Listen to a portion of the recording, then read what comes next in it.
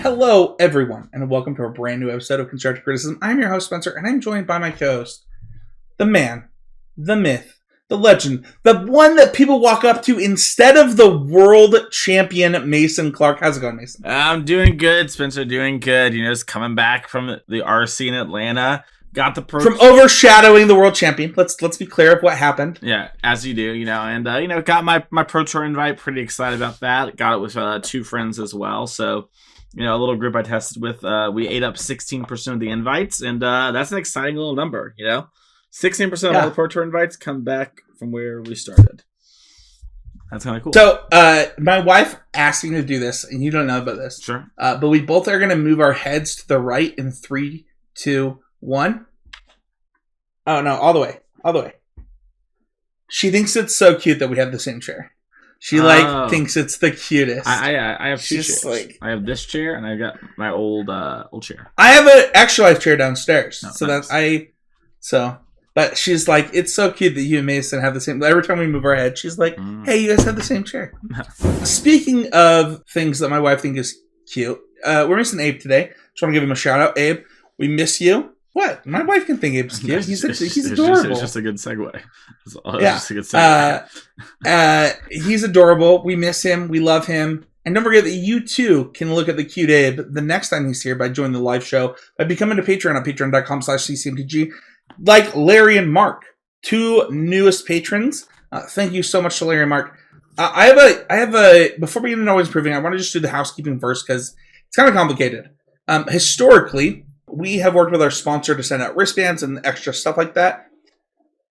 And this week, I tried to send out the wristbands, and I was like, I'm going to be so cool. I'm going to send 3 wristbands to everyone instead of 1. And let me tell you how that does not fit into a normal sized envelope, and they were not happy with me. So, I have to repackage the wristbands. I'm really sorry. I will get them out ASAP, and that is completely my fault. I was not going to pay $5 per package to send out wristbands, and it's just my bad. Hashtag always improving, which is the next segment of our podcast. I've been taking some time, Mason. I think that you know this pretty well. You're like one of my best friends. You know that. I think you actually said it best. I think that you texted me today, and the way you said it, I think you said something like, you've been going through it, or something, and I was like, yeah. Yup.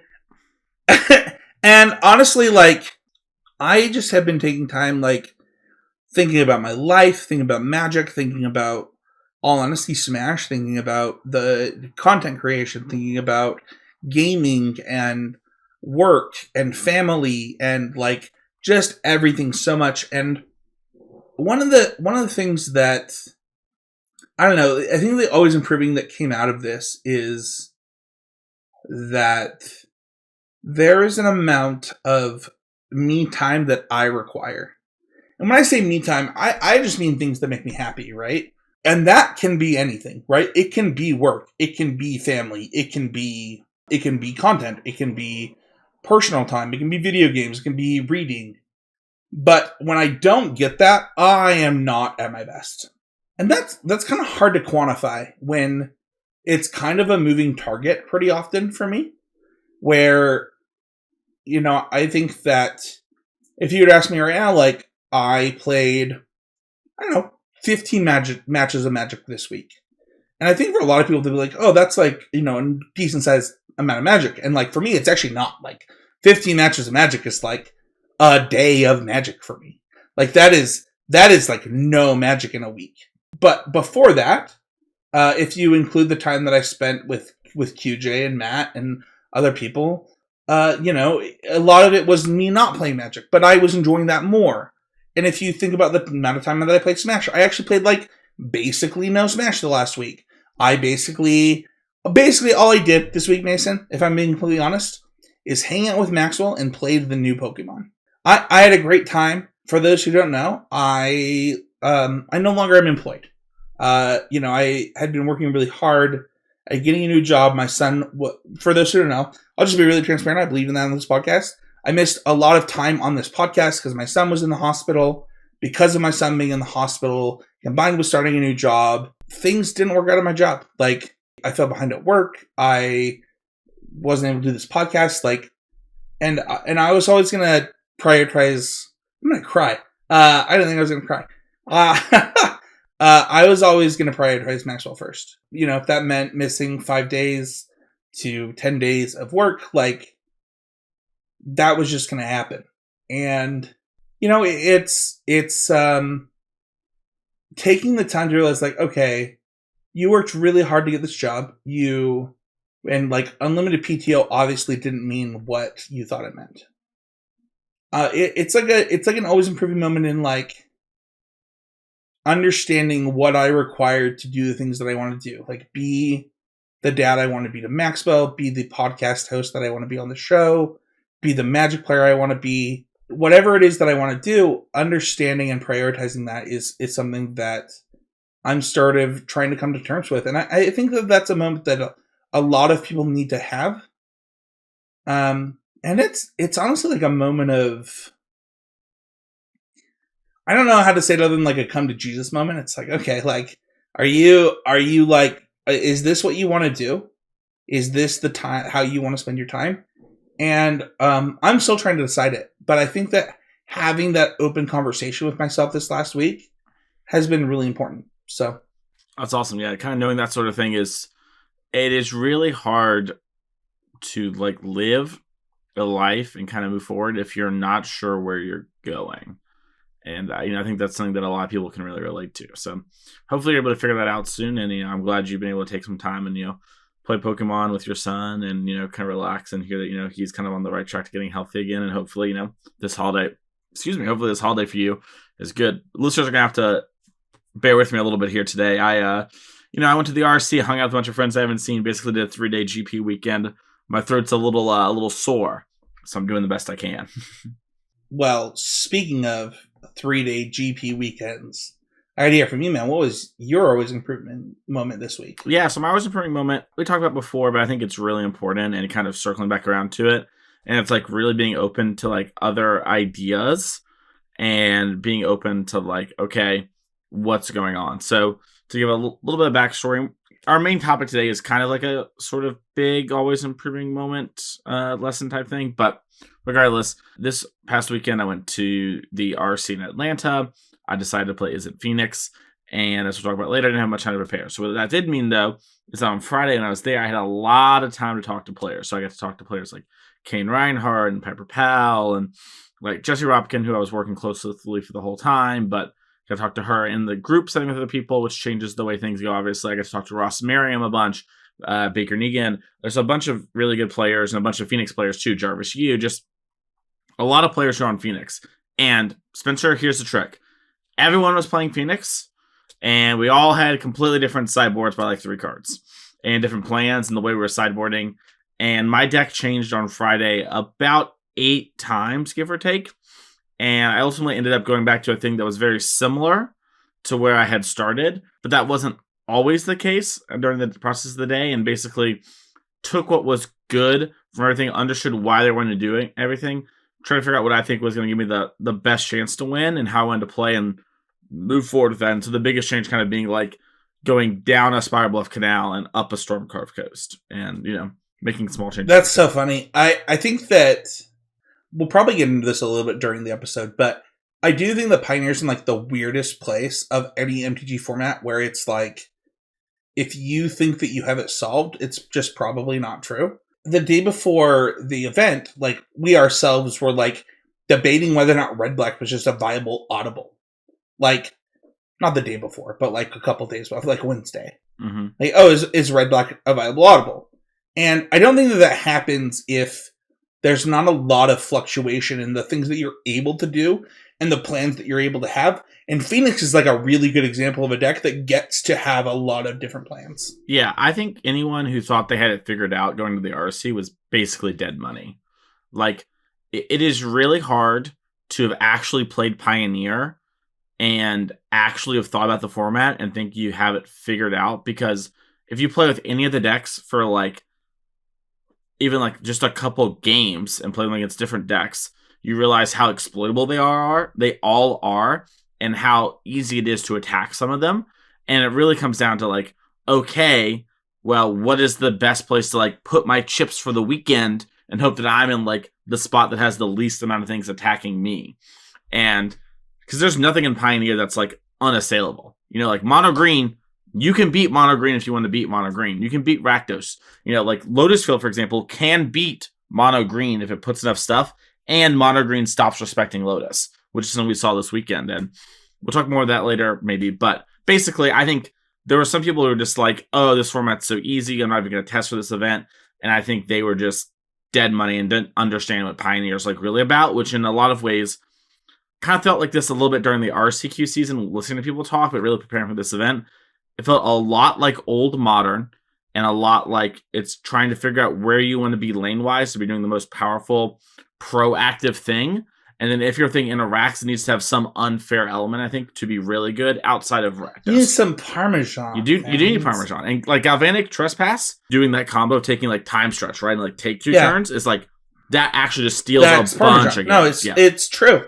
I really love this because I think that, I don't know how far we'll get into it in this episode, but like, I have been saying in ad nauseum that this is basically old Modern. Like, you're in old Modern, and if you don't recognize that, you're going to fall behind.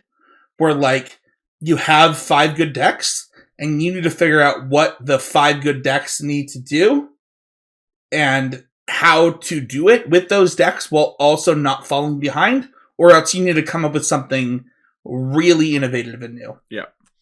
And like, if you're not in that space, right, and you're just like, you think that this is current Modern, where you can play the same 75 you played 3 weeks ago, you're gonna be sad. Like, also, if you play the same 75 in Modern from 3 weeks ago, you're just not trying. Like, well, that's true too. Yeah, that doesn't mean people don't do it. Sure. But. Yeah, I mean, I think a good example of this is now my co-hosting partner Joe Lissette on the NRG coverage, where Joe played Lotus Field, and I think Lotus Field before Brothers War is a punt. Like, there's Stamping Sphere on all the sideboards. The aggro decks are really popular. There's a lot of things going on. However, going to this weekend, and it's a conversation like we all as a little group had, was like, Lotus Field seems really good. We're all a little afraid to pull the trigger. But Joe just kind of pulled the trigger, put 4 Pithing Needles in his sideboard, cut Thought... Finds out that nobody's playing Damping Sphere at all for the weekend. So it's so funny. All of my mono green opponents did. They all had it. But other people's, like not everyone was up on, like... Well, I was looking at some of... So, let's save this. Yeah, actually, anyways, I'll just let me finish the point real quick. Of just Joe came prepared with 4 Pithing Needles for the mono green deck, and like various other things that's kind of good against, like Greasefang, and then also came with a bunch of silences instead of Thought Distortion in order to really beat mono green, because silence beats green and Phoenix. Where silence, if you played against green, they have no interaction outside of Besage that they can do on the next turn cycle. So you just upkeep, get a whole turn against them. And just, he solved the matchup and took spots elsewhere. And, like, you can do that. So, this is all just to say that I think this format was undersolved and people need to be, like, trying harder. And also, back to my always improving moment, they need to be, like, thinking and listening and, like, okay, how can we solve these problems? And it's fine to be skeptical of the solutions. But when the stakes get higher and people are more incentivized to play good decks, the metagaming gets stronger. The less incentivized people are, the weaker metagaming is. I love it. Let's go into the main topic, though. And Mason, I've been taking some weeks off from the podcast, so a lot of people just don't actually know this. But we both won RCQs. Mm-hmm. And then you qualified for the Pro Tour this week. Congratulations to you, man. Oh, thank you. We both won RCQs. You qualified for the Pro Tour. I actually qualified for the RC again this weekend. But I did know that. That was not the point. My invite got passed down. Hashtag grow the game. Hashtag grow the game. Let's go. So don't do that, by the way. Mm-hmm. Sign language tip. What you just did does not mean hashtag. You actually have to do it that way. Audio podcast. So we are also the visual podcast. That does not mean that in sign language. So we're going to dive into lessons learned from us qualifying for what we qualified for. And I'm going to go first. I think that people, one, are more interested in hearing about Mason's RC. And also my event's a few weeks old.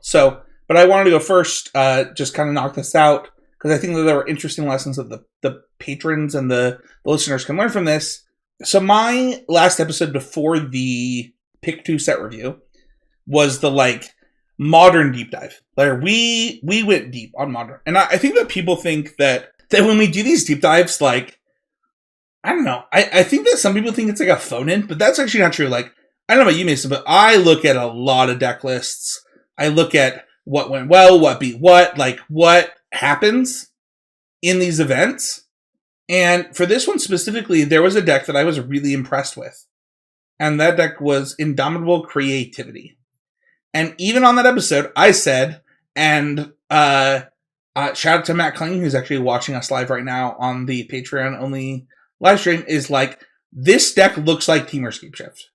Like, the way that it's built right now, the way that it plays against the rest of the metagame, like, this looks like this deck. You and Abe were like, yeah, kind of. That actually kind of is the role that it plays in this format in a lot of ways.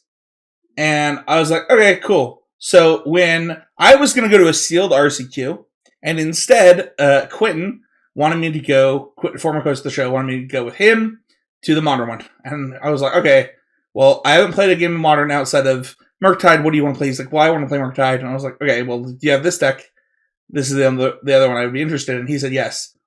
So I go to this event learning on the fly, as I would call it, where like I don't have time. I'm working really hard at work because of the things that we mentioned earlier in the show. And honestly, I think that it allowed me to learn on the fly based on heuristics from a lot of similar decks that I've played in Magic, which I don't know that a lot of formats other than Modern allow you to do, other than like standard mid-range or stuff. But like, it was a lot of learning on the fly. And one of the things that I really think was an always improvement with that is like, I didn't take round 1 or even round 2 as opportunities to learn as much as I leaned on those heuristics. And then later in the event started like showing my work or like cross-checking or like referencing myself, where like it's like, okay, here's what I would do with this deck. What is the difference with this creativity deck that I'm playing? And as I went further and further into the event, it was easier and easier to like do a math problem and show my work in my head. Does that make sense? Yeah, kind of. I don't want to take too much of your time. I think we have some points that overlap here, and I'll talk about it to that when we get to there. But yeah, I think that at a certain point in Magic, the amount you get from playing games with decks goes down. And it also doesn't matter with time Magic, but time with deck as well, where you start getting diminishing returns on learning from it. And so having like this guiding light that like, hey, Mason, Abe, is this deck Temur Scapeshift? And we're like, good enough. And you're like, giddy up. That's good enough. Like that's like enough to just get you going. Honestly, it was like straight up. That was my number one takeaway after the event too. Was like, I was not like, this actually just was Temur Scapeshift. It was the straight up, it's Temur Scapeshift without counterspells. Is like, it's the same deck. It's cheap interaction, really fast combo. Like, it was the same deck. And the intricacies outside of like what is different of Temur Scapeshift and this deck, I didn't start learning till about round 3. And I think that I don't know that I was wrong for leaning on heuristics as much as I was right for recognizing the similarities, if that makes sense. Yeah, it makes sense. One thing I talk about in coaching a lot is I'll say things like, that was a time. So earlier, just a perfect example. On the show, 10 minutes ago, I said silence is time walking against mono green. We all, like, Spencer and I both know, like, Spencer, when he hears me say that, he understands I'm shortcutting it. And it's being like, oh yeah, you don't get another turn, another combat set, another land drop, another card draw. But you essentially have like a very similar effect. And in the context of the format, it plays out like that. And the same thing with like calling this Temur Scapeshift, where it's like, it's a combo control deck, allowed Spencer to kind of lean in on that sort of thing and not be like, oh, am I supposed to be like an all-in combo deck like Goryo's Vengeance or something like that, like of old? And it like framing things in a certain way can be really helpful. Even if it sounds a little ridiculous for people who are like, well, actually, it's nothing like Time Walk because you don't get to attack again. It's like, no, this is like a way to frame things. We're speaking in hyperbole to get the point across and to like understand something. So, yeah, I think it's really good. Totally fair. The next thing that I kind of learned as I was going is like playing around other people's outs, like understanding like this is not as big of a problem in Scapeshift, but quickly learned that it was a thing for this deck. Where understanding like, okay, how to play creativity to make sure that like they either have the 1, 2, 3 removal. So like understanding wind creativity, how much mana, how to do that became a quick thing that I had to learn. The next one was understanding of like playing to your opponent's outs. Cracking my fetches at the right time, building my game plan around the life and the cards that I have rather than. And this is a thing for actually what it's worth. This is a thing with a lot of combo control decks, actually all the way back to like Splinter Twin, where your game plan is often dictated on how you're drawing and what you're drawing, more so than like, it's not like a normal combo deck where you're like, no, this is what I'm doing. It's like, how can I develop this game into where I win? And that is something that, as you learn a combo control deck, you kind of figure out as you go. Mm-hmm. No, I think that's really good. I don't actually have much to add there. I think that's just true. Like, I think you just kind of... Yeah. And then the next thing is, I promised Matt Kling that I would talk about it on this week's episode, because I told him this happened. He's like, oh, did you win that game? So in the top 8, I got, it's not Memoricide, it's the black Lost one. Legacy. Not that one. It's Necromancia? It's probably that one. Yeah, Necromancia is the other one that sees play. Yeah. So it's game 3. I get Necromancia. And I felt like I was in this like really fortunate position that I had played a ton of Team Scape Shift. Mm-hmm. When I say I played a lot of that deck, like it is my most played deck in Magic. Like over Titan Shift. Like I played so much Team Scape Shift. It was when I was playing Magic the most. It was my favorite deck for a long time.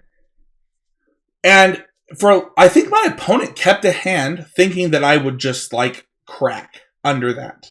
No, he cast it. He took my Archons, and I was able to develop the rest of my game plan to be like, okay, how do I win from here with some Fables, some stuff? How can I use my Indomitable Creativities to kill his stuff? What can I do as the control deck to then just be a control deck that wins with 1/1s and 2/2s and burn spells? And I think that this isn't as much as an always improving, as much as it's like a reminder that I know how to play this type of game. Mm-hmm. Where my opponent kept a hand of sideboard cards, where he thought that one of them was so backbreaking that I couldn't win. And I had played so much against Memoricide effects that I was like, no, there's like not a world in which I'm conceding to this. Good luck. In the year 2022, the Stony Silence Syndrome, which I think I used to call on the podcast, is just a thing that is way worse. Where basically, when I first started playing Modern, Stony Silence was a card that was very, very popular because the artifact decks were very, very good. And people would keep hands that were just like, I don't know, Stony Silence, 5 lands, and like a cantrip. And they're like, this is my game plan, it's good enough. And it wasn't good enough then. And as cards have gotten stronger, it's not good enough now. So you can't keep hands on 7 that are like, 4 lands, Necromancia, or whatever. Like, you're not going to actually beat any of the good decks in Modern that way. And while Necromancia can be a part of your tool to beat the Scape, or the, got me saying it, the Creativity deck, it can't be your only plan. Like, if you go Ragavan into Necromancia, it's like, okay, well, now you're doing something. Yeah, I agree. And, like, the fact that my opponent was, like, he was playing green-black, the Grist deck, just, like, didn't play a creature until, like, turn 8. Mm-hmm. Like, he kept all cyber cards, and it was... Oh, do you mean Yawgmoth? I don't know. Yes. He said a green-black Grist deck, and I was like, there's a Grist deck? And I was like, oh, Yawgmoth. Is that... Well, no, Grist is in the deck, but I was calling the deck Yawgmoth, but when you said that, sure. I thought it was like an insect tribal deck for a second. I was like, get me that deck. He did. Fun fact, he did, I think it was game 2, did Grist act up, jump, like, that's so sick. He like jumped up when he got it. He was like, let's go. It's super. I don't know. Small tangent. There was a Changeling deck about 8 months ago in Modern where you had all the Changelings of Pirate Hero, and so your Grist would just like like sometimes in mill like 4 things. It was sick. That's hot. Yeah. Sorry, continue. For what it's worth, huge shout out to my opponent. I think he listens to the show. I think we've played 4 times or something. In the just in one case and stuff, and like he's improved a lot at Magic. Like his friends have improved a lot of Magic. They're one of the groups that I think in Utah Magic is up and coming, and I don't want to sell him short on this hand that he kept, But it's like those moments where even after, the game, the judge looks at me and goes, I thought you were dead after you got like, I just thought you were dead. And I was like, no, dude, like, you know how many times I've had my escape shifts thought seized? Like, 1,000. Like, it's happened so much times. And the thing that was so nice is, like, relying on my lands to understand, like, okay, what is this 1/1 deal that's similar to what, like, a Valakut trigger would deal? And how can I maximize that 1/1? How do I maximize my Fables to discard dead cards where, like, they don't matter anymore? And just shifting your entire game plan from I'm this creativity deck to now I'm a Fable Dwarven Mind deck. And, like, it is too often people give up, and I have been one of them a lot of times. And I think that in so many situations, I would have been the type to give up in this situation. But because I had played a lot, and because we'll talk about the next piece in a little bit, I wasn't willing to give up. So this kind of happened at the RC too. And I'm going to use Jesse Robkin, a friend of the show, as the example where Jess and I prepared with each other for Phoenix, and we'll get into this later, but Red-Black versus Phoenix, not a good matchup. Your only worst matchup is really Lotus Field. So this is like you're trying to dodge it. You don't want to play against it. And Jesse was talking to me about the event, trying to learn from the event and having these thoughts. And she mentioned to me when we were talking one-on-one how she got paired against Red-Black and thought, no, I'm not this early. Because it was like round 3, right? And I got paired against Red-Black that same round. And I like snapped hold her. I was like, I thought time to step my game up. And that is like a huge thing. I think it was something that like really was important for her to kind of learn, and like kind of have to learn where your bad matchups are not the ones you get to slack on. Like if you're going to do well in the tournament, you have to win bad matchups. It's just going to happen to you. And you can't give up when it's like, oh, well, they necromancia'd me. What am I to do? Or like, oh, they have a bunch of sideboard cards. What am I to do? It's like, no, how do I win? What do I do? How is this game winnable? This sounds so cheesy, right? It's like a glass empty, glass half full thing. But like, it is that moment where you're like, okay, do I let this break me?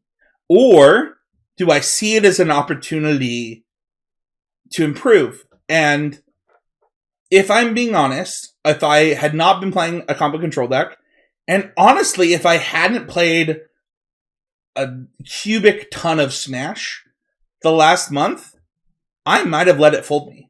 Yeah, I think that it's so hard to like be in those situations and have it happen.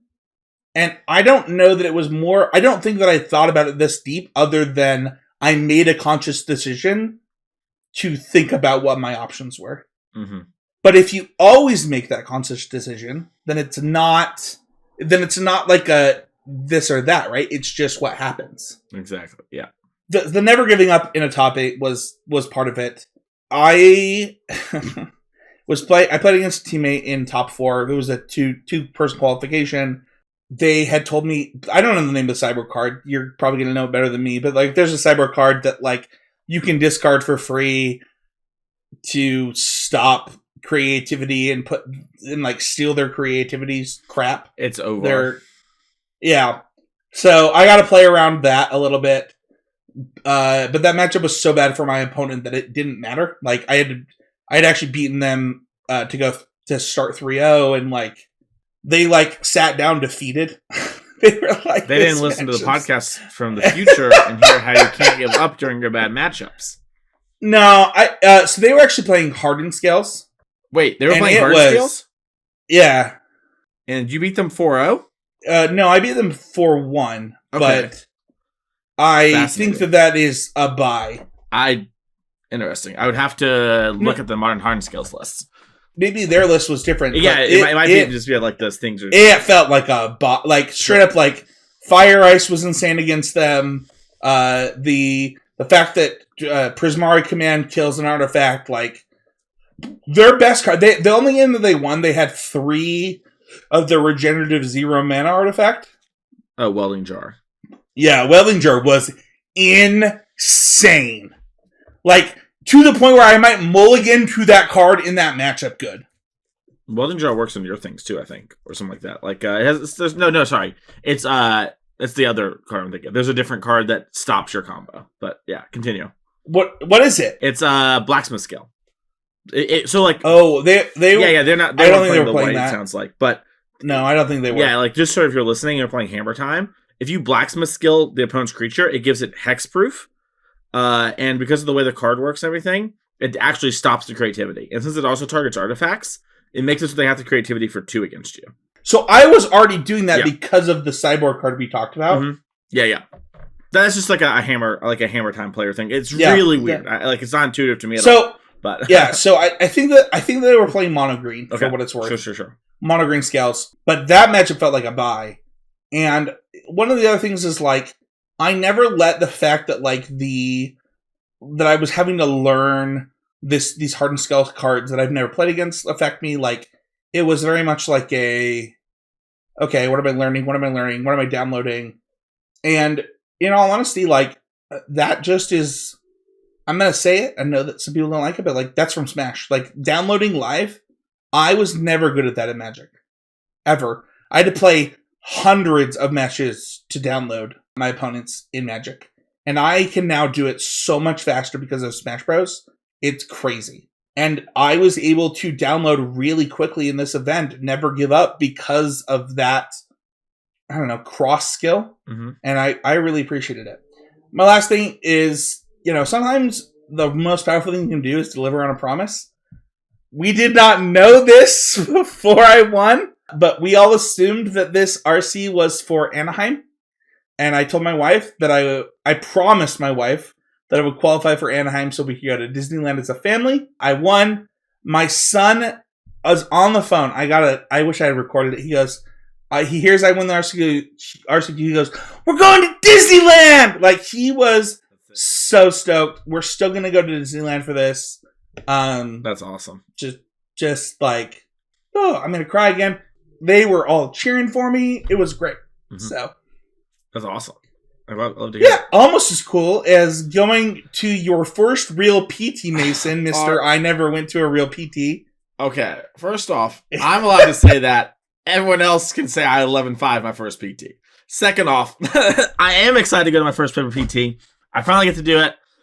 You already went to the PT. I know I did. I know. I knew the second you qualified. It's like, Mason's going to be so stoked to go to his first, quote, real PT. Yeah, so it's the thing where it's like, my first PT was online, and like, I got to like play against this. And I will say this, one of the cool things about the online PT was, when I played against Nassif, that night I got to go and watch the VOD, because he streamed it, and I got to like see it in real time, from like funny things where he went like, whoa, greedy on the ops, because I had like 2 ops instead of 4, and like things like that. And I also get to watch and like see that like the thing I was representing was being respected in real time, and like getting to like hear the thought process was a huge thing for me. It was really helpful. So it wasn't all bad. However, fun fact, if you're watching YouTube at home, you're at where my first PT is right now. This is the chair. I get it, man. This is the room. This is my PT. I come here every night. I love it here. And it's just not the same. It's not the same. All right. So first of all, I want to be clear that I'm teasing Mason. Yeah. I know he's teasing me too for what it's worth. I just joke. I don't know. Like I got to leave the country for my first PT, and it was the first time I ever left the country. Like I was gonna joke that Philly's not the country.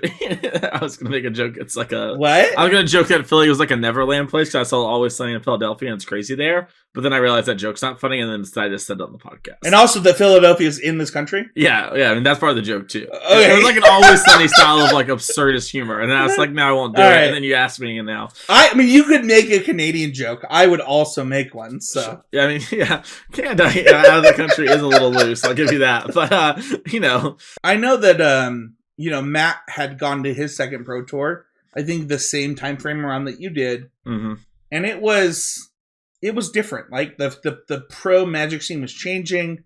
This is like the first pro tour that I think people feel like matter again in a long time. And while I'm teasing you, because like, is this not your third pro tour? Is this your second? Second pro tour.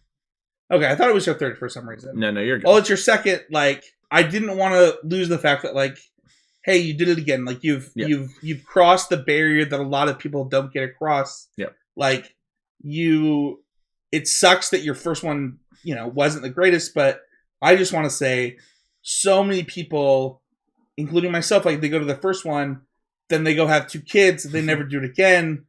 Yeah. Like you've crossed that line. I'm really proud of you. Thank you. Yeah, it means a lot. It is the thing. So it's kind of hard to talk about, but I guess let's touch on this just for a second. I'm sure a lot of people felt this way. I am of the firm opinion that the MPL killed competitive Magic, and that was the thing. The MPL was great for a lot of people who are really close and personal friends in my life and got them a lot of awesome opportunities. That's great. I love that for them. However, the MPL killed competitive Magic for a lot of ways. And it's in part a reason why I played the SCG circuit so much, because that was dead. However, with the return of the regional Pro Tours, which was happening at the same time as the MPL, it kind of came back a bit. Spencer, you have a question? I just want to say that if there was no MPL, this podcast would be hosted by John Stern and Spencer Howland and probably Seth Manfield still. No, I get it. You're not happy with me. I'm the one you settled with. I understand. I just want to say I love John. I miss you, John. And he would agree with you. He would just if John was here, he'd do a 15-minute segment on how great Mason Clark is. Yeah. Yeah, there you go. And so, it kind of killed it. It kind of killed the dream. And I'm of the opinion that the carrot is unattainable. It's attainable for everyone, but the golden goose train is not. And that you can reach after a long time, but a lot of people kind of sewer themselves in that way. And so, anyways, that's all to say that making the Pro Tour was a thing I cared about again once the regional PTs and then I don't know what they call them, the super PTs or whatever, came back during the APL age right before COVID. And we never got to have the paper super PT for everyone. But if you look at DreamHack and the way they're doing it with the RC, spoilers, this was just the regional Pro Tour. If you qualified for the RC, you qualified. I told everyone that. I literally told I have to go off. I have to. I told everyone that qualified. I was like, you just qualified for the Pro Tour. They're like, no, it's the regional championship. I'm like, no, it's not. So this is what the Pro Tour was. So this is how I stand. This is my stance on it. I do not count qualifying for the RC as qualifying for the Pro Tour because I think we're getting into some weird arbitrary areas. I will say this. It is essentially the same tournament. So if you were excited to queue for the Regional Pro Tour, you should be excited to queue for the RC. It is a similar caliber tournament. I hung out with Seth Manfield and Aether Stewart and a bunch of Platinum Pros. It was like that again. There were a lot of people there. So I'm not trying to litigate anything. That's not what I'm trying to say. I'm just trying to say I'm excited to get to go and play kind of what was going to be the super one, the big one that I was oh, that'd be so cool if I could get to that one. That's what I really want to do. And I really want to make the Pro Tour again, because I think what Spencer mentioned about the kids thing happens, but I think for a lot of people, there's kind of this 3 paths where life kind of goes on and maybe come back to Magic. Some people are just oh, I did it. That's enough. And then there's the third where it's okay, well, I've got to do it some more times to prove it's not a fluke or whatever. And for me, it was that way as long as it was in paper. But when it was online, I just didn't care. I am not happy sitting at my computer playing Magic all day. So we're going to get into some lessons here now. I'm done saying this. But yes, I'm very excited to play the Paper Pro Tour. I cannot wait to play Philadelphia. February 17th, I'll be there. And I want to say this before I get into all the lessons too. Thank you, everyone who came up and stopped me at the event. There were literally 50 of you who stopped and talked, and I got to meet a bunch of you, and it was super awesome. And if you see me at the future events in Philly, do not be oh, Mason doesn't want to talk. Oh, he's playing the tournament. I want to talk to you. And if I can't afford to, there was one person I was I have 2 minutes over the clock. I've got to use the bathroom. I'm sorry. I'll find you later. Unfortunately, I couldn't. But stop me, and it will not be a problem. On to my lessons learned. Can I add on? Yeah, sure. I know that just a number of people that have been hey, I'm really sorry to message you, or I'm really sorry to come up to you at a local event or wherever I am. I'm going to cry again. What is this episode? The number of people that messaged me that this podcast or myself had some impact on them making the RC. I just hope that all of you know that you did that. It wasn't me, it wasn't Abe, it wasn't Mason, it wasn't Seth, it wasn't every single host of this podcast did not do that. That was you. Anyways. The message has meant a lot. And just like Mason, I hope that you will always come up. If I'm next to the world champion, though, and you come up and ignore the world champions on me, I'll be really freaked out. Anyways, now we got all that stuff aside. Sorry for the tangent there. When you qualify for the Pro Tour, you get a little tangent on your podcast. It's fine. So, I had some lessons learned from this. some of these things are kind of in the same vein as Spencer. I didn't want to overlap too much. I want to give him his time, but we get to have more of a convo about some of them. So the first thing for this PT qualification and this RC Atlanta, the first one, it was super exciting. I didn't get to play that much leading into it. So I played a decent amount of head-on 1v1 stuff, and I got to play some Pioneer Leagues. But with the way everything was going, it had to happen a lot on cockatrice for practicing. And at the same time, I was in the middle of interviewing for a new job, and it was taking a lot of time, and I kind of had to work with around that. So I didn't get to play that much. However, what that did mean is that I had some people I was talking to and able to work with, like Jesse from the show that we talked about here. Someone who gets brought up a lot.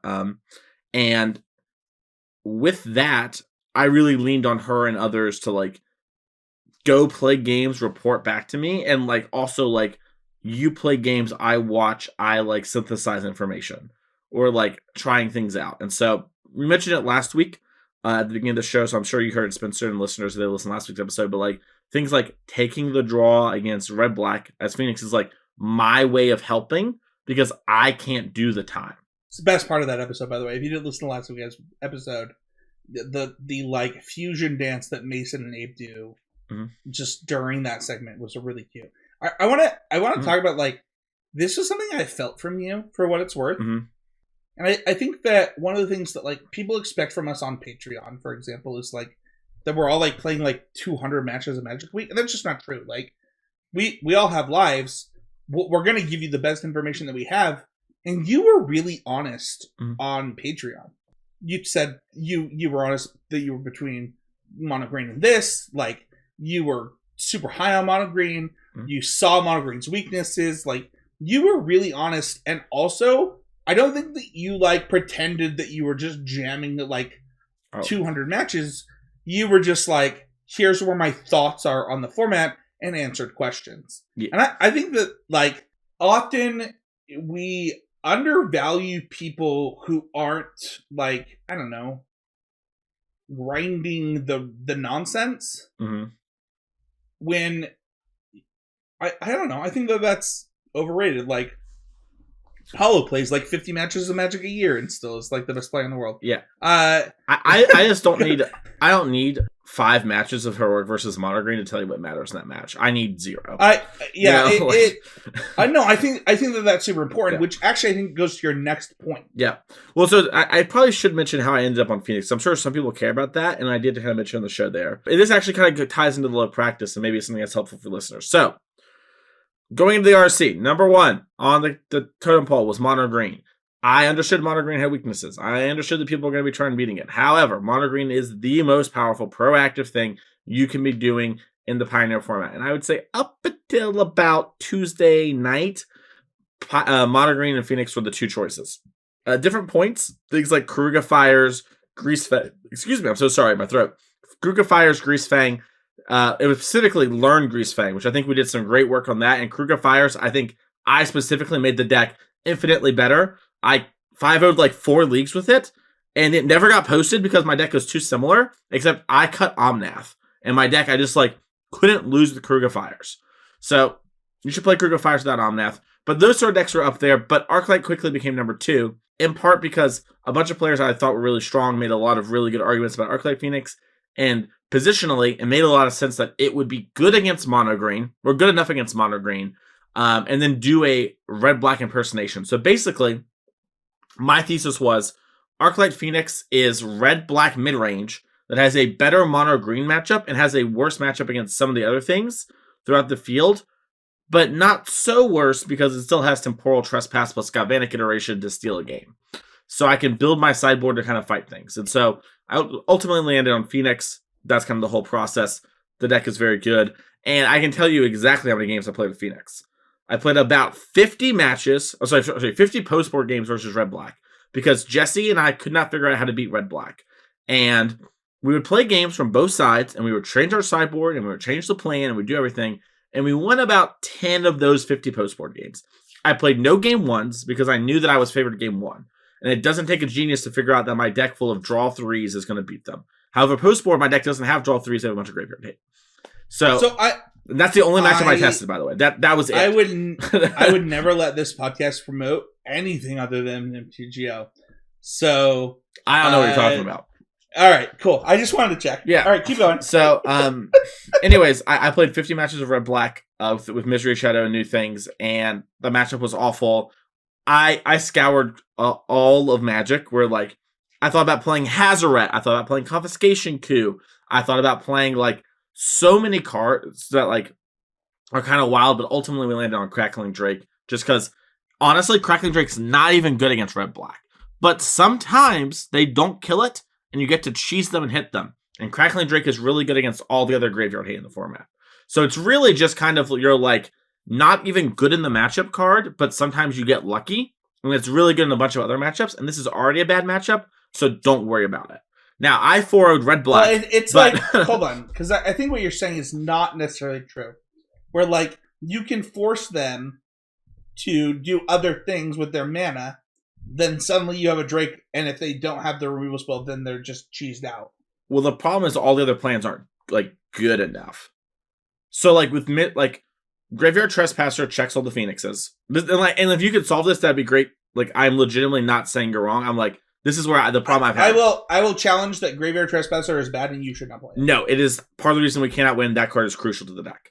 My easiest match was the person who cut Graveyard Trespasser. I want to arm wrestle you. That card is really good. Cutting that card is a mistake. It fixes aggro matchups really well, and it's really good against the graveyard decks. It is like glue. It is not like a pillar. Does that make sense?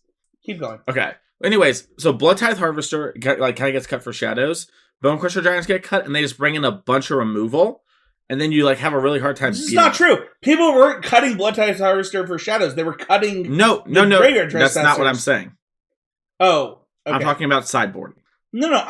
Okay. Yeah. I'm saying that people were just playing Shadows main. I agree. So for its worth, during previous season, Misery Shadow was the most obvious include ever. Derek, you were dumb for thinking it was bad, but I wasn't allowed to talk to you about it.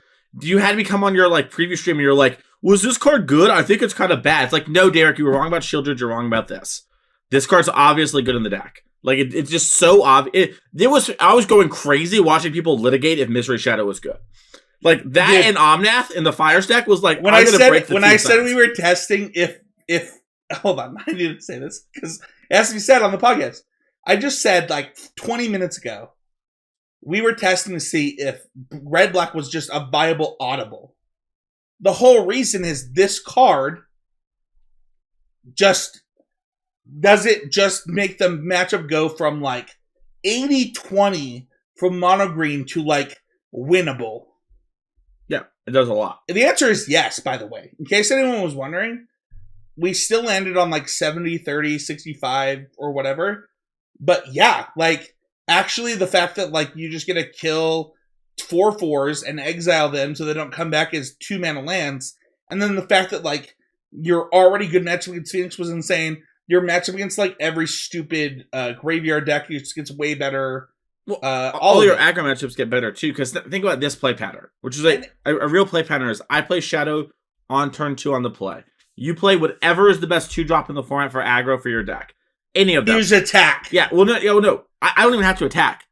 And let's say I have nothing I can do because I have a bad draw. Yeah, just all my bad draws are flood. You can't attack me. So anytime I'm winning, I win harder. Anytime I'm losing, I stabilize. It's just so obvious. It's like literally took 1 second to bring in the card. Took 1 second. Literally 5 turns into us testing. It's just me and Matt Kling. I was like, why is this colorless? Like, what? Why? Why does this activate for colorless? I don't understand. Well, regardless, Misery Shadow is just the most obvious include of all time. And unfortunately, I think if you're smart enough to figure out Misery Shadow, you figure out you get to play 3 Shieldreds now because you want some top end. And that's really good against the Arclight deck. So that's how we had our deck built. And it was really hard to win. Now, most of my opponents had Misery Shadow. And I'm sorry, they all had Misery Shadow. Some had it. I think one person had 1. And all my opponents had 3 Shieldreds. But we overcome it. We won. And that is the next point of playing terrible matchups. So you said maybe for a long time ago we were on a cantrip. I played against Red. I don't think I actually played that many good matchups at the RC, but I played against Rakdos midrange 4 times. 4 times I played against, including one time, Spencer, where my opponent had main deck go blank. They had main deck go blank against me. and they had more in the sideboard, and I very easily won. And the reason is because I played that matchup so much against Jesse, who was way better than all my opponents, or at least the way they played that day. I'm sorry if you're listening. And I got lucky in the spot. I definitely got lucky. I'm not going to say like I just outplayed everyone. I had like one moment where my opponent goes like, fatal push your bird with a shadow in play. Go blank, go. I have no cards in hand, 4 lands, and I rip pieces of the puzzle into pieces treasure cruise. Like, I did get lucky in spots. However, I also played really well and did not allow the fact that I'm playing a terrible matchup to stop me. It's like, if I'm going to go to the Pro Tour and I'm going to do well at the Pro Tour, I have to beat bad matchups. I don't get to get there on easy matchups only. It's that mindset, right? Like, the second that you see somebody freaking play just, and honestly, like, somebody plays a Blood Crypt, you're like, all right, well, this is what I'm in for. Like, I signed up for this. Yeah. If you don't, I think we talked about this on the podcast, like, ad nauseum.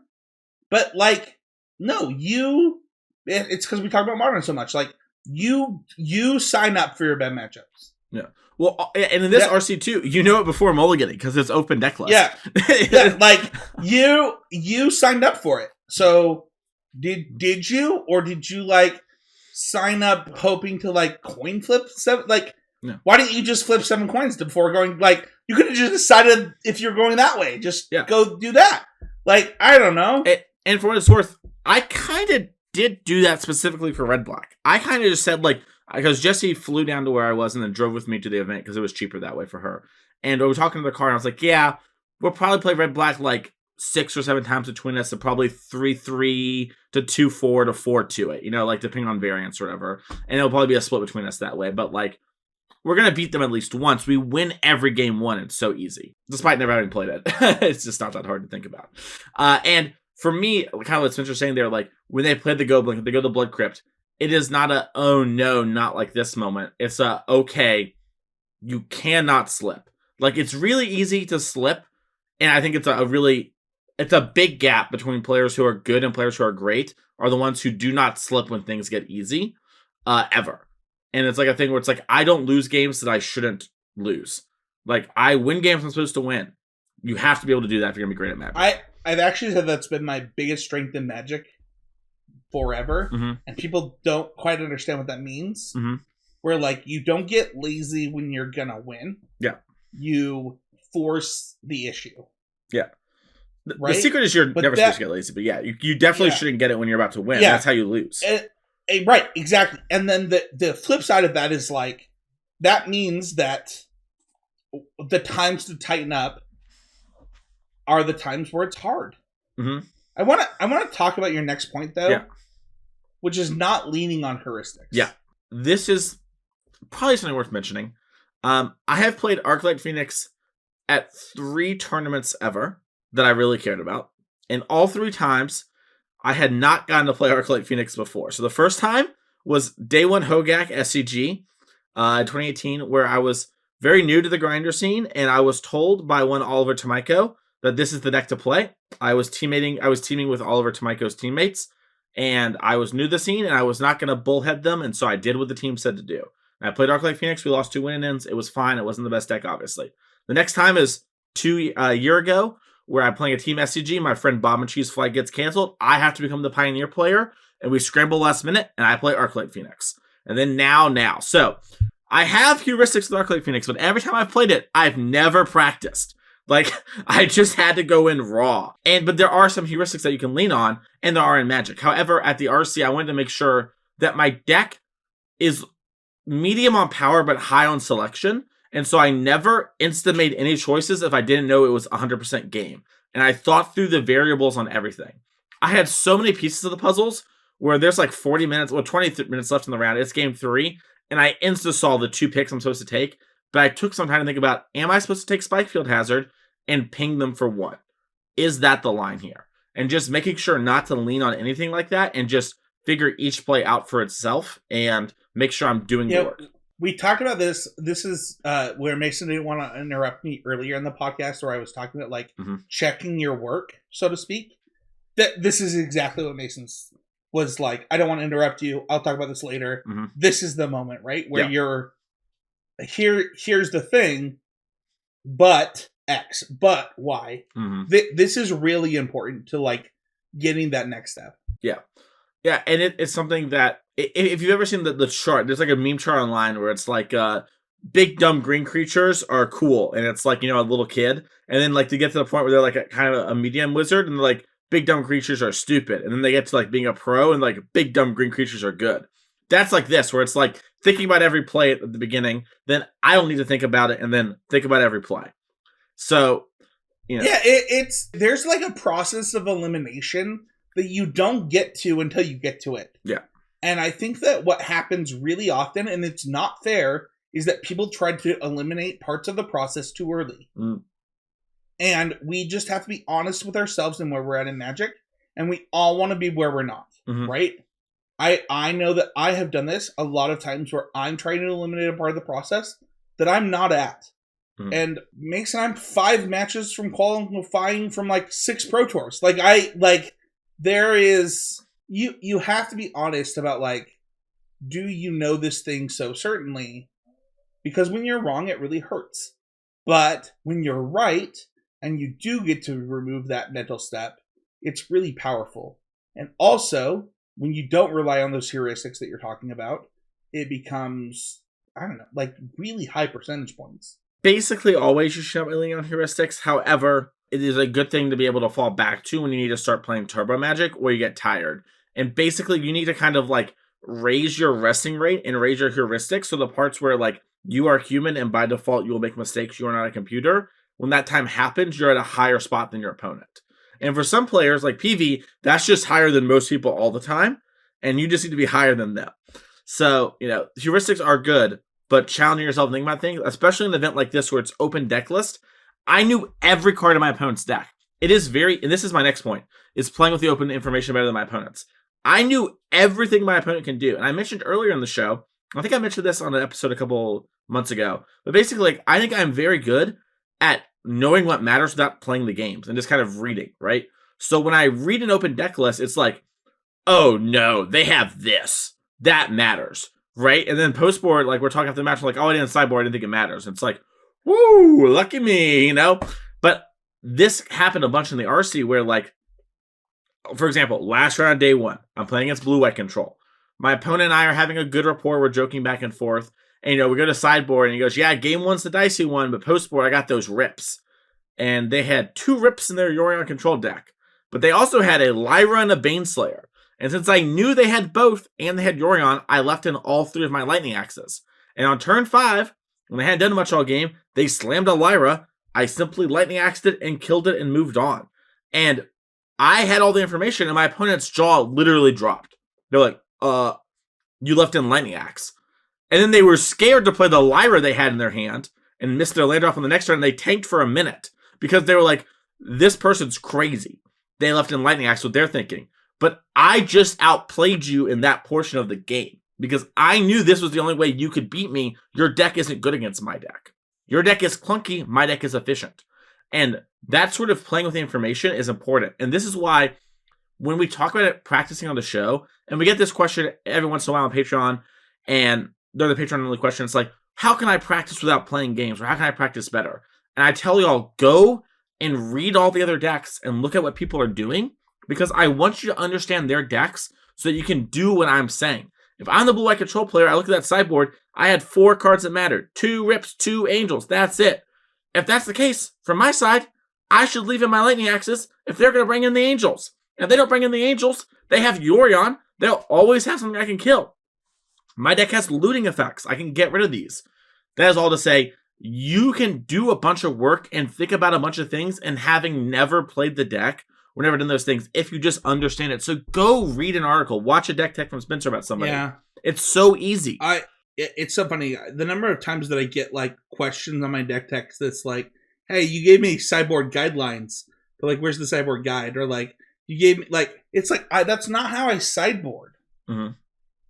Like, I'll write like an initial sideboard guide sometimes, but I think that what you just said is really important, where it is, hey, I know that X or Y mattered. Mm-hmm. We talked earlier, and I want to go to your last point because it is the same point, and I want to really hammer home as my last point.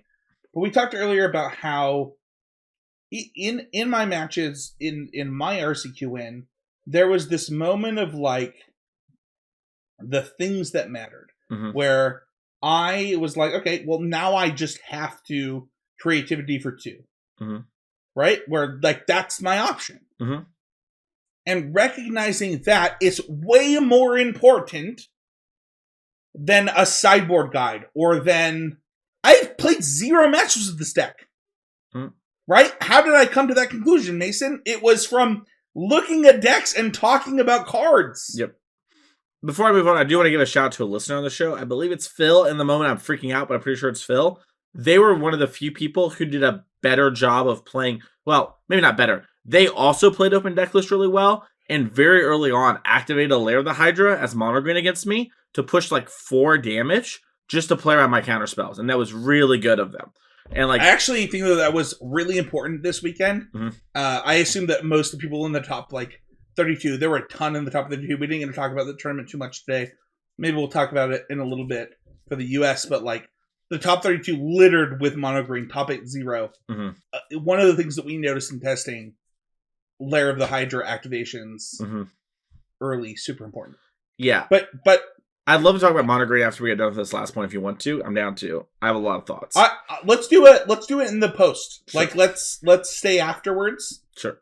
For those watching, and they can watch the post show. Sure. Because I think your last point on staying focused on the goal is really important. It is what I was crying about earlier, and I'm gonna steal a little bit of this from you to just say that like the best Magic of my life is played when I am focused on something, where I know what I'm trying to do. I think that this might not be what you meant, but to me, that is the message I was trying to get across. But like getting my family to California and like making it like a combo trip. For me, I mentioned it earlier about testing and stuff, and kind of full circle here, like a narrative plan or something. I have a bunch of other things going on in my life. The next couple of months are really, really busy, and I'll talk about that when the time comes. And I've got this job thing I'm working on, and it's really easy to think about all of that when you're at the RC. However, I have dedicated time, money, time off work, and made all this happen to go and play this tournament. And it's I am here to get the Pro Tour invite and to play the best Magic I can. And I'll be honest, I really wanted another banner. I thought it'd be so sick if they had 2 DreamHack banners with me on it. So I really wanted to win. It's one of the few tournaments where, like, I don't know if I would take the handshake of, like, you get the Pro Tour invite versus winning. You know what I mean? It's like I wanted the banner. So I had to stay focused on the goal the whole time. And it's really easy to slip up and think about other things. And, one of the games I just got, like, very unlucky. And it's like, wow, my deck kind of fell apart. That really stinks. Oh, well, like, other things are going on with life as well. Push those aside. I have only these 2 days to get to the Pro Tour and then do this thing I want to do and have that experience and see my friends and play international Magic and get a chance to play against someone like Saito. Like, I don't get those chances very often, and I want to do that. So I have to stay focused now. I'm in striking distance. Stay focused, Mason. And I did, and I got there. So this, I split in the finals of state championship, got the state championship win. Oh, the playmat. Okay. This, for those watching, I said no. They offered a split. I was like, no. I want to be a 2-time state champ. I want everybody to shut up. So when you were talking just now, you're like, no, I want this thing. I get it, man. I'm proud of you. I'm proud of you for like a lot of reasons. It's really, I'm going to just go off for like half a second, then we're going to wrap up the show. But like, a lot of people think that I'm like a fanboy of Mason, but they don't know that like Mason is just actually like one of my like very like 5 best friends. Like actually, literally, if he wanted to live at my house for free, he could do it. Like they don't. I'm not a fanboy. Like, I'm a fan of Mason because I love him. And I'm the GOAT. So it's just like you're early in. It's like a LeBron fan. I hate you so much. I call Mason swear words like 15 times a week. Like, it is very much like a I don't know if this is demeaning to you, so tell me if it is, but like it is very much being like proud of your little brother. Mm-hmm. And like I'm gonna cry. I like love him so much. Mm-hmm. So thank you.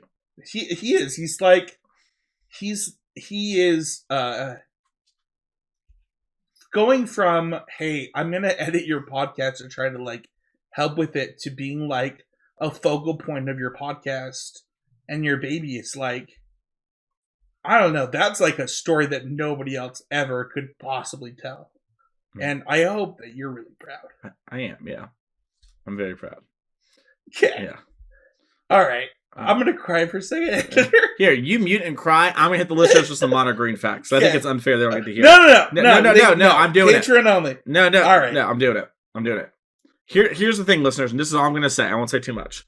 Everyone keeps telling me, oh, it's all about who draws Nykthos first. Ha ha, I have deep analysis. And it's true. If you get a Nykthos and you have a good fast early start, you'll win. But the reason you're winning is because you're ahead on board.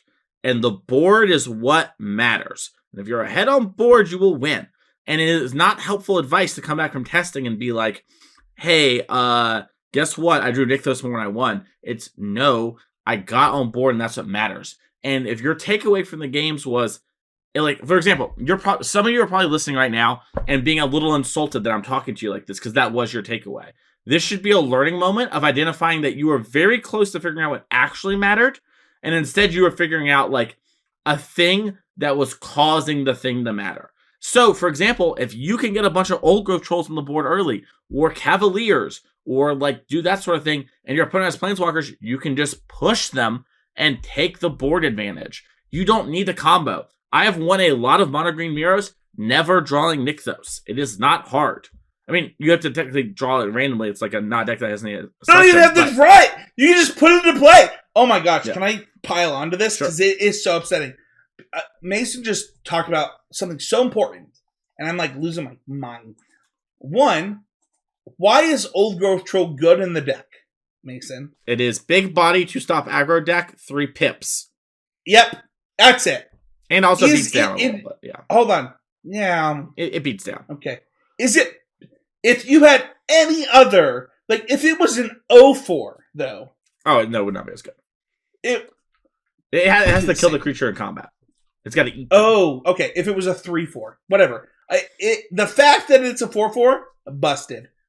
It would still see play if it had like a mana ability instead of power. Like the 3 pips and the fact that it is blocking so well is busted. Yeah, and the synergy with Kiora too, but yes. Yeah, yes, that one too, yes. Yeah. Like, we got the meanest comment I've ever received, ever, is actually about this deck. I believe that, like, I'm pretty good at Mono Green Devotion. I literally was, like, one of the pioneers of the deck in Standard. And that was a funny joke that I didn't mean to make. I think that this deck was really well positioned. I think the fact that you see it destroying the top 32 of this event, being 30% of the metagame, says 2 things. One, it had some bad matchups. People were prepared for it. Congratulations. It not getting a top 8 is a little weird. But I think that, like, the number of people that see Mono Green not getting a top 8 and are like, Mono Green wasn't good, everybody was wrong. It's like, no. Did you look at the top 64? It, like, dumpstered bad decks. Like, it dumpstered them. And its win percentage was probably, like, 48 to, like, 54 at the end of the week. It was, I mean, they had the stats from the RC. Oh, what was it? It was 47. Okay. Yeah. I made a tweet. I don't know if you saw my tweet. Basically, the tweet I made today was like, obviously, Mono Green is good. And this is very important to understand for what I'm about to say. Mono Green is good. It is one of the best decks in Pioneer. However, Mono Green is not so much better than everything else that it can't lose a tournament. And yes! And players are really quick to, like, assume it's unbeatable. They'd rather ban than work. Well, sure, some people that way, but yes. Also, they just rather win than do the work. A lot, like, to Derek's credit, sure. Derek does a lot of work, and the thing Derek always... You have to learn to speak Derek. That's the secret, chat. Derek says, I work harder than everyone. Happening? No, this is podcast turning into. So you have to work really hard in order to figure things out. And that's why Derek's like one of the few red-black players that can beat mono green, because he understands the matchup, and he builds his deck on weekends to fight, and sometimes chooses not to fight as much, and makes like constant choices, right? This weekend, everyone chose to fight mono green, and I believe mono green underrepresented in top 8 conversions if we run the tournament 50 times, right? If we run this 50 times, I think mono green should have a couple more, like on average, and win rate should be slightly higher. However, this is the real world we live in, and your deck can be beaten. Like, your deck is not infallible. It has obvious weaknesses. And if you don't see it as obvious weaknesses, you're bad at Magic. Full stop. I want to... Oh, man, that was such a ginger take. But I'm going to dive into this ginger moment for a second, too. Yeah. Where, like, one of our best podcast moments was the Thoughtseize clip. Yeah. Like, literally... Derek and I were different humans. I loved podcasting with Derek. Mm-hmm. I got a lot of positive feedback at the RC about Derek on. People want him back. Derek and I are polar opposites, and we agreed more on that podcast than I would have ever imagined we would agree. Mm-hmm. I think Mason's number one take from the podcast is like, man, you and Derek were like in sync, and I was like, yeah, that's weird. I don't know what to say to you. But like, it's true. Having this moment where you're like, there was a really good take. I'm gonna tangent a little bit. One, I think that Derek is really good at identifying what turns are important for red black. Mm-hmm. And when you can do that and you understand what different decks are trying to do, it makes your Thoughtseize deck better. It makes your, whether it's Go Blink, whatever you're trying to do, it's a lot better. With mono green specifically, understanding your sequencing is the most important thing, just like why Derek would be good against that. Mm. And what happens is people figure out a disruption for your sequence that you don't know about going to this event. And so then you're disrupted and you're basically effed, right? Like, that doesn't make mono green bad. It means that now mono green has to adjust. What's so funny to me is before this event, everyone wanted Nykthos banned. And now everyone's like, mono green is bad. No, people don't think that. I mean, maybe like bad players do, but okay. All right, I'm just saying, if you look at the idiotic takes on Twitter, join Hive, follow me. Just like, love Hive. Calm down. Yeah, like calm the freaking heck down. Yeah, people were prepared for a deck. They disrupted the sequence. It got messed up. What are you going to say? I was just going to say, I think the thing to remember, and remember earlier, a second ago, I said, like, if you don't see that mono green has weaknesses, you're in cuckooville. You're not living in the real world. That doesn't mean that the weaknesses mean you can't play mono green. It just means if enough people come to exploit your weakness, then you're going to have issues. And if enough people come from a bunch of different angles, it's going to be really hard to solve those issues. And that doesn't mean green's not a good choice. I just told you about how until Tuesday before the event, and the deck was listed to do Thursday, I almost played mono green. It is really strong and can overcome those things. But acting like your deck has no bad matchups or has no problems is not being honest with yourself. No, that's just how everybody operates, man. Every deck is broken and has no bad matchups. Well, every deck is Cobblade. We all know it. No, every deck when I play it is like that because I'm the GOAT. Anyways. Thank you, everybody, so much for listening.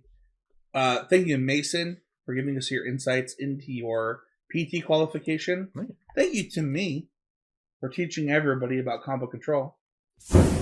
But mostly, thank you to our patrons. Our next question is, how do you get yourself to focus on the process doing well despite having several mediocre or poor finishes? Or another way to put it is, how do you not get discouraged by doing well or qualifying for the RC despite multiple, or not qualifying for the RC for multiple attempts? I'm going to use a couple of people as an example.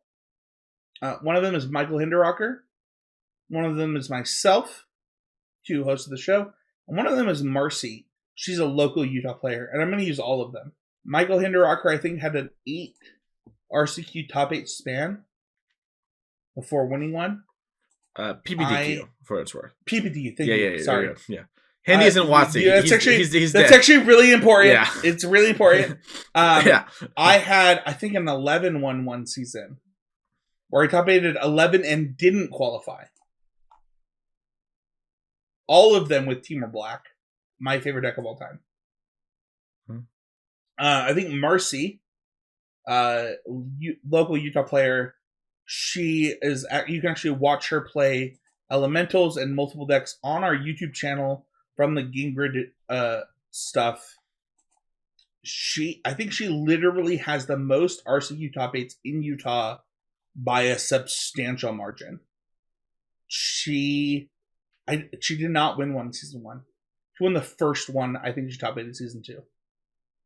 It sometimes doesn't happen. Like, this is the question here is, what are your results and what are you trying to do?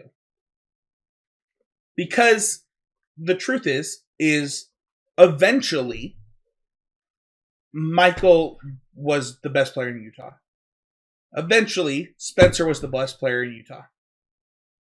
I think that eventually Marcy will be the best player in Utah. I actually believe that. I don't think she listens to this podcast. I'll just say it. She's insane. It is, so much of it is about, it was a top 8. We both top 8'd. I won my top 8 match. She lost her top 8 match. I look at Marcy and said, Marcy, I lost 11 PvDU top 8s in a row. She's like, really? This is my 10th. It's like, yeah, you know what? Don't worry about it.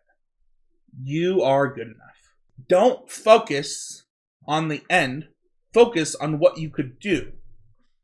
And it will change the whole narrative. Sometimes you're unlucky. Too often, we focus on how we got unlucky instead of what we could do. If you focus on what you could do instead of how you got unlucky, it shifts it. It moves it towards the things that you could do better instead of the things that you couldn't control. You can't fix the things you can't control. So ignore it. Whatever. But don't use it as an excuse. It's not about I couldn't do it. It's about what could I do. Did you make the wrong sideboard decisions? Did you make, I know this is this nonsensical advice for so many people that are like, no, you guys say this every week, but I'm not getting it. That's it though. If you top 8'd 6 RCQs and didn't win one, what did you do wrong? I think along those lines, by the way, if you're listening to this and you're like, okay, Spencer, I understand I'm doing something wrong. How do I solve what I did wrong? I think it is good to be honest with yourself about what you're not very good at and what is surprising when you watch people play, and try and find ways to work on that. And there's a lot of old articles out there on Star City and CFB that you can read for free. There's coaching you can get from people that can really help. There's a lot of Twitch channels. There are a lot of ones that don't have a lot of viewers with very good players who are very informative, and they're just less entertaining than other people, so they don't get as much views. There are people that will help you. Just try to work on it.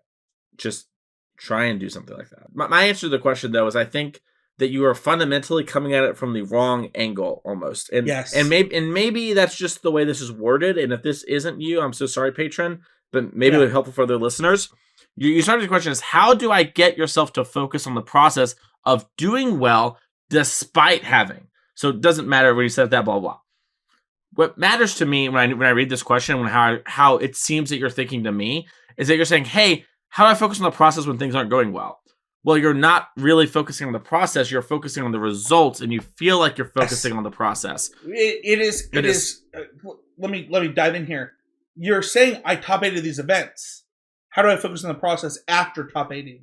Yeah. Well, the event is the whole thing. Well, the process is the whole thing, right? It's not about the event top 8. It's about working towards this thing and working on improving. My goal for years and years and years, and still is to be a better Mason than played the last tournament I played. As I get better and better, this is harder and harder to do. It is very hard for me to improve in a meaningful, big way from the me that just qualified for RC. I definitely can. I have a lot of things I can work on. I am working on those things. However, it takes more work and it takes more part of the process. When you're early on in improving at Magic, you shoot up very rapidly, but you need to focus on the process and not about the results. It doesn't matter if you get the RC invite. If you got there and you did all the wrong things, you won't do it again. I'd rather queue for 5 RCs and miss one season than queue for 1 and never queue again. Focus on getting better at Magic. Focus on attacking and blocking, sideboarding, thinking about things. Please stop focusing on if you got the foil Nykthos. Having a bunch of Nykthoses is not a brag. It is a mark of shame. That should motivate you. If you have 10 Nykthoses, it's, oh my gosh, I missed 9 times. I need to work on getting better at these things. And I promise you can. We've all done it, and you can get better. I am not very good at Magic compared to where I want to be. I am way better than a lot of people. I have a bunch to work on. If I can find things to work on, then you can find things to work on. And I feel really validated about this when I hear Seth say things like, wow, I played that game really poorly when I watched him play Phoenix. It's like yeah, you did, and you have things to work on. You're Seth Manfield. You're in the Hall of Fame. As you told me later in the day, I was like, hey, do you have a Pro Tour invite? And you're like, yeah, I'm in the Hall. I'm like, I know you're in the Hall of Fame, Seth Manfield. But like, you know. I was in Seth's stream the other day, and he was losing. And he was like talking about all these things he did wrong on his like cube draft. And I was like, holy crap, man. Like, I didn't even see these 3 plays that you just mentioned. And this is a cube draft. It's not like a thing that Seth does every week. Mm-hmm. We're very lucky to have Seth part of this family. I want to echo Mason that, like, this is what the podcast is about. And I know that, like, these questions will answer a lot. And it doesn't mean that your question's dumb. It's not dumb. It's the whole reason the podcast exists. Yes. It's hard. Yeah. If self-reflection was easy, it wouldn't sell millions and billions of dollars of books per year. Like, it's just a hard thing to do. Yeah. And also, for what it's worth, patron, you kind of got like a little, maybe not blasted, but there's a lot of like intensity towards your question today. That is partly because at a certain point, we have to speak like candidly, and we have to speak like honestly. And if we always answer this question with like, oh, do these things, you'll get there, and we don't like really get down to the root, we are doing you a disservice. My goal is to make it so you no longer need to listen to CC. That is my goal. I want you to get so good that you don't listen to us. I want you to be like, I only listen to like the news because I'm a goat at Magic. I don't want you to have like stay. I don't want you to listen to the news ever. Yeah, I don't want you to be in this ecosystem for forever. I want you to outgrow CC. That is my dream. Yep. For what it's worth, though, I want to recommend something really quick before we move on to our YouTube comment, which is the book Radical Candor. Look it up, Kim Scott. There's a 10-minute video that breaks it down. What Mason and I just did was Radical Candor. We came at it from a literal love for you. Like, we are telling you this out of love, out of affection, out of like, we want to help you improve. Look up Radical Candor. Talk to people that way. It makes them better at life and at Magic. YouTube comment says, please make a video on the current modern ban list. What could be banned or unbanned? What would you like? We'd love to hear your perspective. Mason, you want to do that with me this week? I'll do it. Well, for what it's worth, if they want to hear this, you should listen to the Patreon-only episode from last month where Abe and I went over this topic for about 5 minutes. You were gone, but it was one of the things. So you could have... Oh my gosh! You could have had this already, but I'll give you... Here's what I'll do, Spencer, to make it fair. I will tell you the 2 cards that the one I would unban and the one I would ban. I won't give you any reasons. If they want to hear that, they can go online. And then I'll let you do your whole thing here as a little sneak preview because you didn't get to do it, all right? Here's the card I would unban, Green Sun Zenith. Here's the card I would ban, Mishra's Bauble. I would never ban Mishra's Bauble. I would unban Green Sun Zenith. That was actually going to be my pick. I would ban... Oh, this is hard. I would just ban Commanders. Or Companions, sorry. I was like, legendary creatures?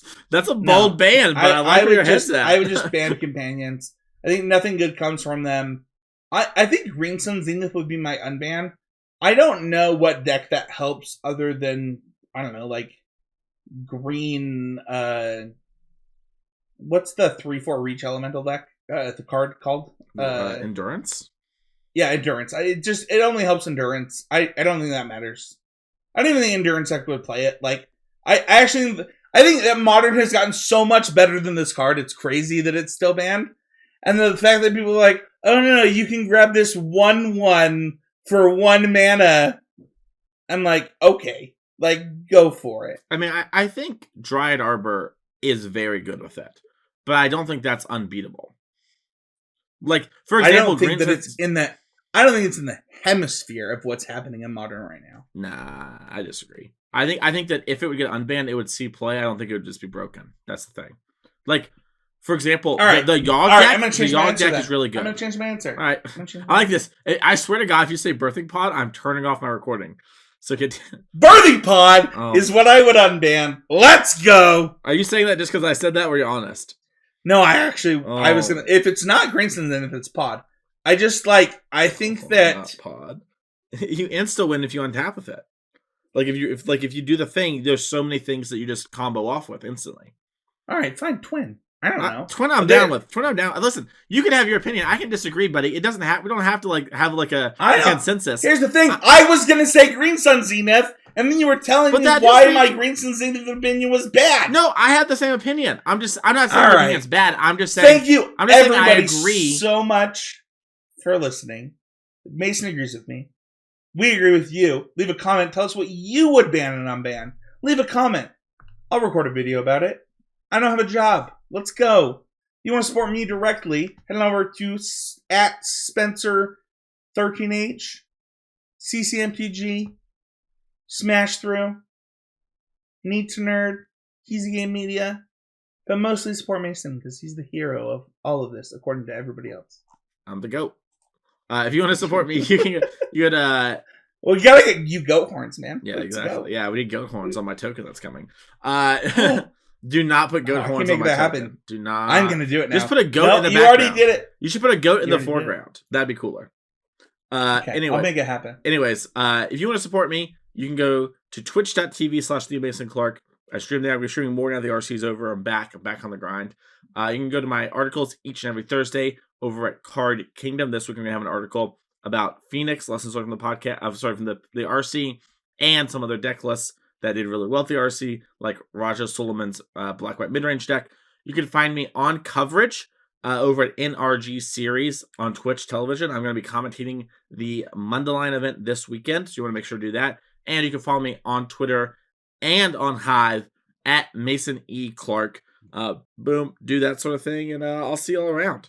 You can subscribe, and comment on the podcast, as well as follow Abe at More Nothings.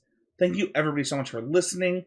If you want to see more of this stuff, don't forget to comment, subscribe, and Mason, I just want to say really quickly, I'm really proud of you. I was rooting for you so hard this weekend, and everyone loves a good Mason Clark story. Thank you all so much. We'll see you guys next week with another episode of CCMPG.